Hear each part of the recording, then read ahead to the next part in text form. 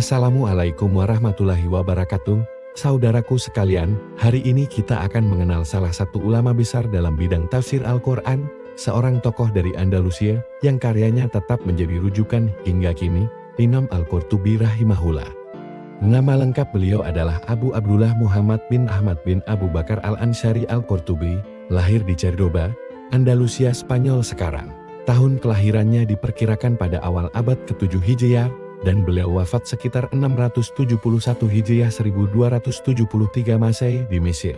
Beliau hidup di masa kemunduran Andalusia, dan akhirnya hijrah ke Mesir, di mana beliau menghabiskan sisa hidupnya dalam ibadah dan ilmu. Imam Al-Qurtubi dikenal karena tafsir monumentalnya berjudul Al-Jamili Ahkam Al-Quran, artinya kompendium hukum-hukum Al-Quran.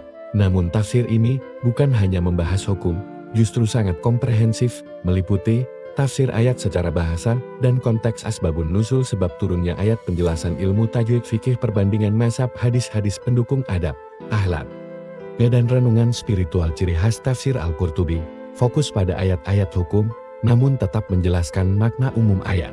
Mengutip pendapat dari 4 mazhab, terutama mazhab Maliki yang beliau anut, sangat ilmiah, luas, dan rinci, tetapi mudah dipahami. Tafsir ini terdiri dari 20 jilid, dan banyak digunakan oleh para penuntut ilmu, ulama, dan bahkan dipakai dalam kurikulum pesantren dan perguruan tinggi Islam. Imam Al-Qurtubi dikenal sebagai ahli tafsir fakih, ahli fikih, ahli hadis, dan bahasa Arab. Sufi yang zuhud dan wara, beliau hidup sangat sederhana, tidak tertarik dengan kemewahan dunia, dan menghindari posisi jabatan.